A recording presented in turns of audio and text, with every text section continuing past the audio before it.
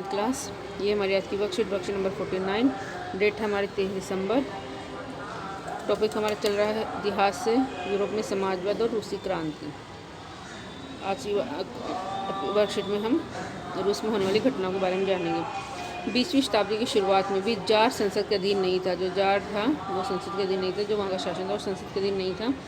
रूस में उदारवादियों ने इस स्थिति को समाप्त करने के लिए अभियान चलाया। 1905 में क्रांति हुई।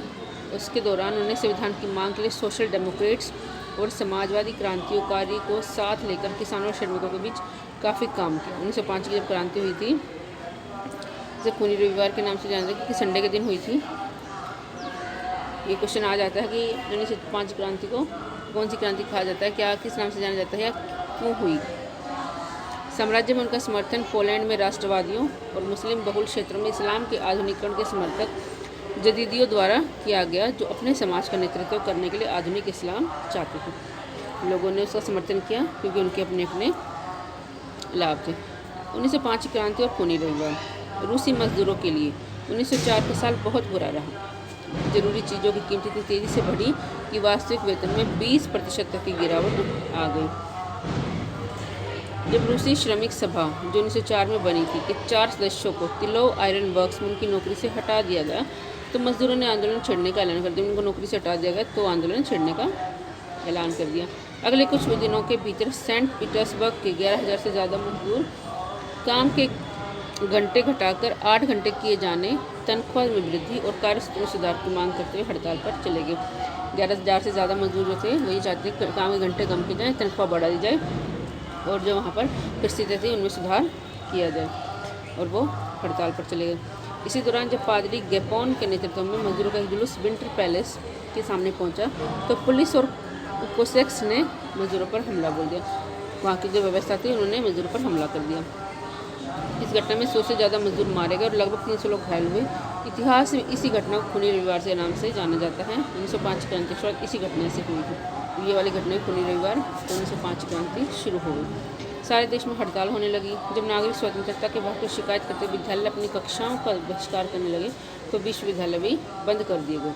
वकीलों, डॉक्टरों, इंजीनियरों और अन्य मध्यवर्गीय कामगारों ने संविधान सभा गठन की मांग करती यूनियन ऑफ यूनियंस की स्थापना कर दी। 1905 की क्रांति के दौरान जार ने एक निर्वाचित परामर्शदाता संसद, एक संसद की स्थापना की। जार ने, जो वहाँ का राज्य था, यह डूमा के गठन पर भी सहमति दी। एक नंबर पूछा जा सकता है कि रूस की संसद को क्या कहा जाता है, डूमा। क्रांति के समय कुछ दिन तक फैक्ट्री मजदूरों की बहुत सारी ट्रेड यूनियन और फैक्ट्री कमेटियाँ भी अस्तित्व में रही। 1905 के बाद ऐसी ज़्यादातर कमेटियाँ और यूनियन ने अन्य अधिकृत रूप से काम करने, मतलब लीगल नहीं थी वो, क्योंकि उन्हें गैर कानूनी घोषित कर दिया गया था। राजनीतिक गतिविधियों पर सख्त प्रतिबंध लगा दिए गए। जार ने पहली डूमा केवल 75 दिनों में और दूसरी डूमा 3 महीनों में ही बर्खास्त कर दी। पहली सिर्फ 75 दिनों तक चली और दूसरी 3 महीनों तक चली। उसके बाद उनको बर्खास्त कर दिया गया। वह किसी तरह की जवाबदेही अपनी सत्ता पर किसी तरह का अंकुश नहीं चाहता, निरंकुश शासक था जार। उसने मतदान कानून में फेरबदल करके तीसरी डूमा में रूढ़िवादी नेताओं को भर दिया, जो रूढ़िवादी विचारधारा के लोग, जो मैंने पहले वर्ष में आपको कराया था, जो बदलाव समाज में धीरे धीरे चाहते थे, जब ये चाहते थे कि पुराने रीति रिवाजों का ही पालन किया जाए, उनको भर दिया। उदारवादी और क्रांतिकारियों को बाहर रखा गया। जो बदलाव चाहते थे, जो क्रांतिकारी थे, उनको बाहर रखा गया डूमा से। अब क्वेश्चन है, 20वीं सदी की शुरुआत में रूस में उदारवादी की क्या मांगी थी और उनका समर्थन किन लोगों ने किया। उन घटनाओं की व्याख्या करनी है जिसकी वजह से खूनी रविवार की घटना हुई। 1905 की क्रांति क्या परिणाम, क्वेश्चन आपको स्वयं करने हैं। टॉपिक मैंने समझा दिया है। तो आज की वर्कशीट में इतना है।